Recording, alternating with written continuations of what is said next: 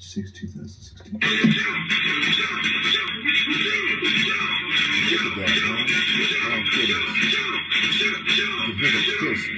One thing they're doing is when they mess it up. Quite often, I find myself explaining to people the fact of the matter, the bottom line.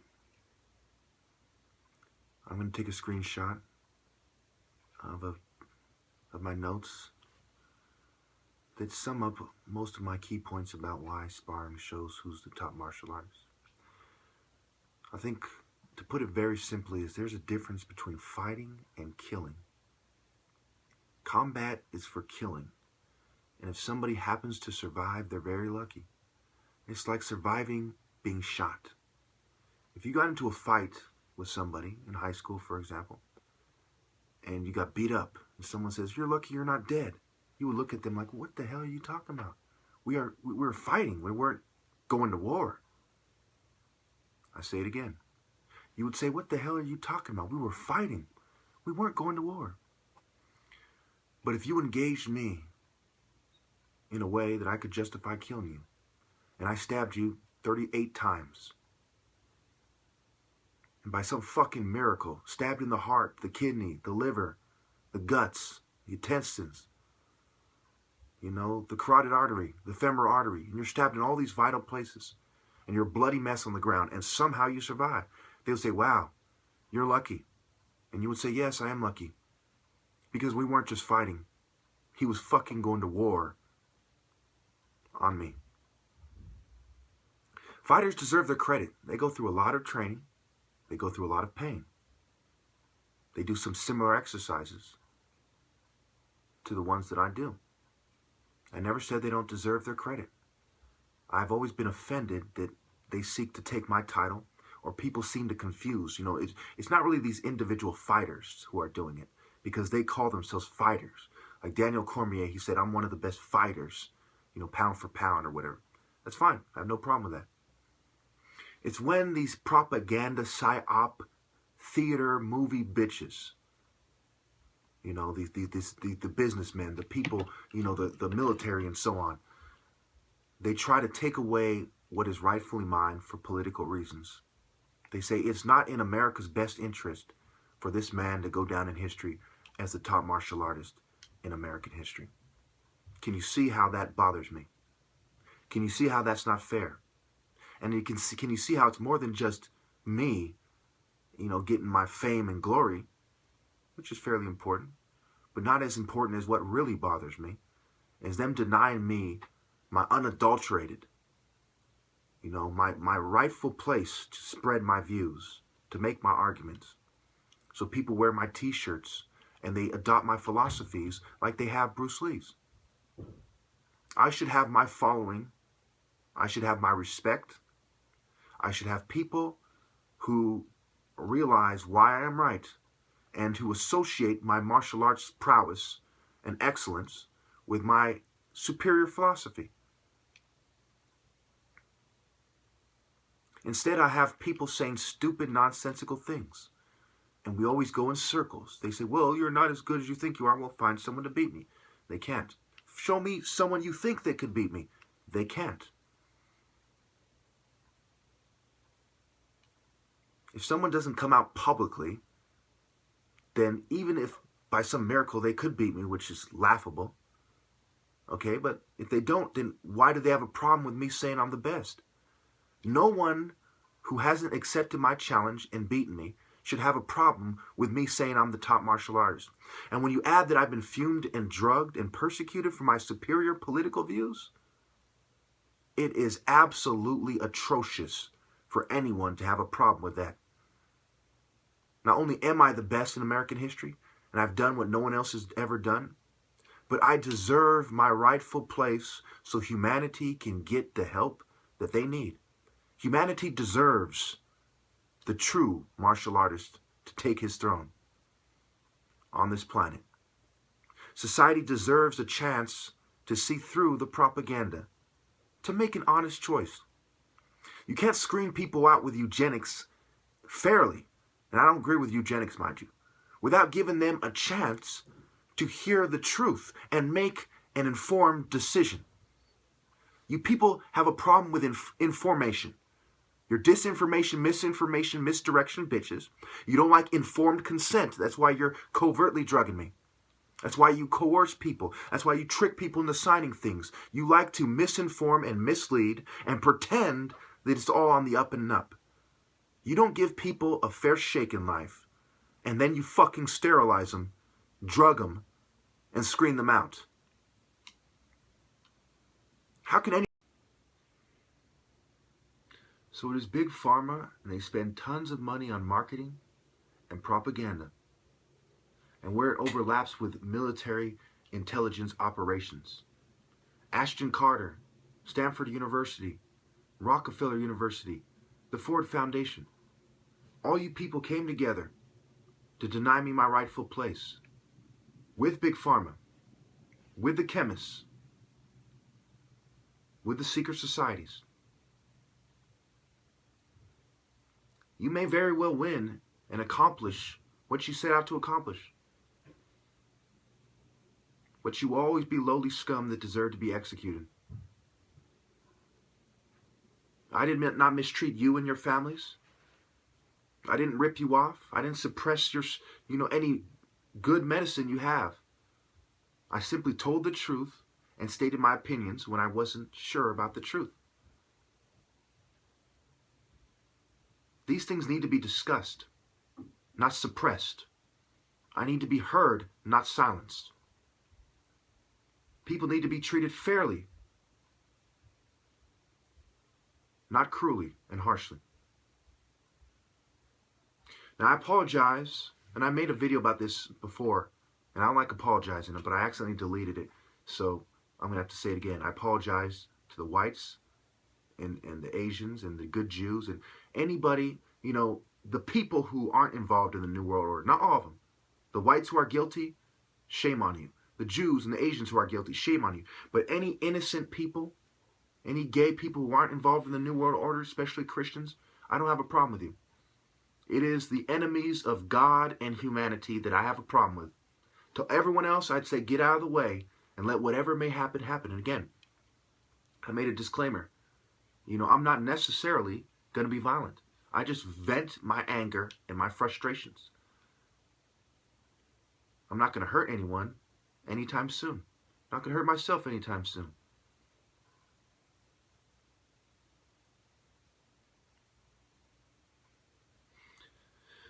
In fact, I'm never going to kill myself unless it's on you consider being, fighting against all odds, suicide, which arguably is the case.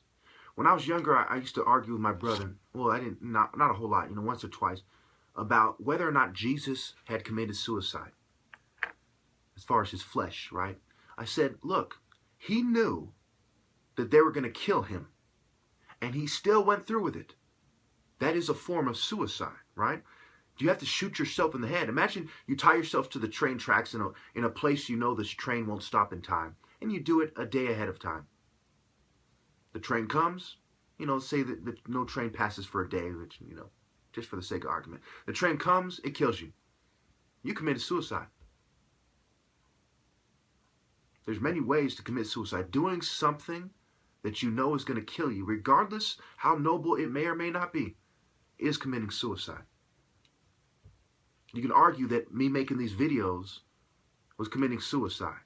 It was financial suicide. It was social suicide. And one day, it will kill me. Whether it's the long-term effects of these drugs, which I doubt, or a political assassination. Poisoning. Being set up by the police in a way that they know that I'm going to fight back, and then they kill me. And then they say, well, we just were doing our job. He resisted, so we killed him. There's a long list of reasons. Let me tell you something. Being denied love is very satanic. It's very cruel. It's what these eugenicists do. Okay? They don't just want to deny me, children, but love. These people have had the nerve to say, that they want me to get sterilized. That they say, well, we'll stop sabotaging your love life so much if you agree to be sterilized. Why on earth, why am I being singled out like this? Let's say they have a plan to sterilize everyone who they accuse of being mentally ill, every poor person, every criminal. Why go way out of your way and say, look, we're going to sterilize you? Because they believe that I am superior. And they worry that my children will outperform theirs and overthrow theirs. And it goes that deep. Isn't that horrible? They are literally screening out the good guys. That's part of why it's so despicable for women to do what they did to me. Because not only are they shunning one of the most righteous men in our country, they're shunning the top martial artists, they're not standing with me, but they're not reproducing with me. So therefore, on so many levels, they're helping Babylon, in the present, helping them do what they've been trying to do since the past, and in the future. There will be no little leopards, no baby leopards, to oppose the enemies. And our whole system will crash. I'll give you an example. It's like an ecosystem, right? Let's say the llama or the impala said, these leopards are trouble, and they somehow managed to screen them out. It would have dire consequences on the whole ecosystem when you remove a life form, because there's a food chain, right? It will affect the populations and stuff. It's like they're playing God because they don't want to compete with the leopard because the leopard is superior. He's the master. So they want to scream him out. That's kind of what they're doing. They're a bunch of little bitches that people like me are inclined to dispose of and to outperform. And so now they want to destroy the whole ecosystem, throw everything out of whack, play God, so that they can, they think they will have it easier for themselves and their children in the future. I mean, this is absolutely correct. Look. Let me show you this. Now remember, being a revolutionary is being the best criminal. I say it again. Being a revolutionary is being the best criminal. So they want to screen out the criminals. Biology. Biological science. Go back to your grade school biology book. Purchase one on eBay. Watch videos about biology and think about how things are connected together and how complex it is and how scientists don't have a fucking clue how deep it goes. And yet they want to manipulate it. These people are sickos. They are sick in the fucking head, I assure you. I've been to many reform schools. I've been to psych wards, mental institutions. I've gone through countless interviews and back in like 2011, I did 200 interviews or so, or was it 300? I've studied people in different settings, okay? I've hung out with gang members. I've been to jail, institutions. The sickest people I've ever studied, by far, are the eugenicists. I mean, these people are just, and I've studied serial killers. I think a lot of us have. We've been infatuated with them, and we've, we looked into them. I mean, these eugenicists, just really outdo the serial killers by far. I mean, they are so evil, so sick. And a revolutionary is the best criminal, right? And they're usually the best of people because crime is relative to law, okay? There's crimes against humanity. In that sense, it's not necessarily a legal matter. It's semantics, really. But when it comes to crime and law, right? Law and punishment, law and order. The revolutionary challenges the order of society. They tend to disrupt the order and orderly activities like, standing in front of the freeway. I might not agree with Black Lives Matter about some things, but that is a revolutionary act. It's a disruption, and the officials, the orderlies, the law enforcement guys, the coppers, they come out and they say, we're going to arrest you because you're doing a criminal act and you have to go to criminal court. So being a revolutionary is being a criminal, and they on record said that we want to screen out criminal genes. Now, their argument is that crime is a behavior that's in your genetic code, and genes express themselves certain ways, and that's what epigenetics is. the idea that you can change gene expression. You don't necessarily change the genetic code and what the code is going to be, right? But you change the expression, which might change the reproduction, which therefore will change the genetic code that way. Not from the actual epigenetic process in itself, you know, the chemicals or whatever you're going to use, but through the behavior of that results in a different reproduction. A woman that would have, you know, seen the good qualities in me because her genes would have expressed herself a certain way, now goes to some satanic Babylonian scumbag. You see, that changes the human genome and the bloodlines and the direction of humanity through reproduction. So as they change the expression, they seek to not allow those genes that they associate with revolutionary expression and to focus on the ones that are conducive to complacency and conformity. This is how it is. You know? You can say what you want about me. You don't have to like me. You don't have to agree that I'm the top martial artist.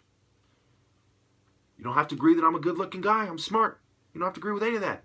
Just listen to what the fuck I'm saying.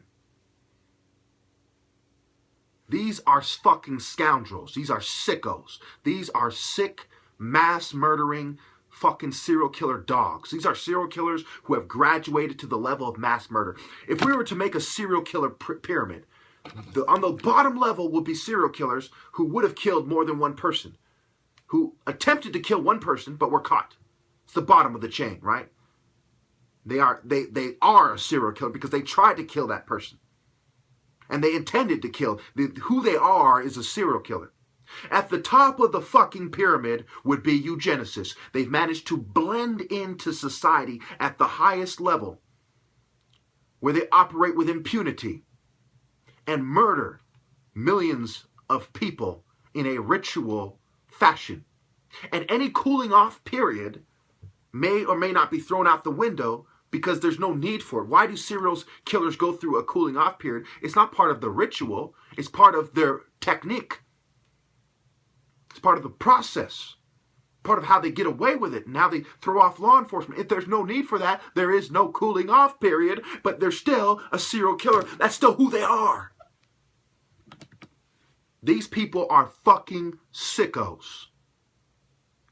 And because of how they're doing what they're doing, there isn't really many options to deal with them.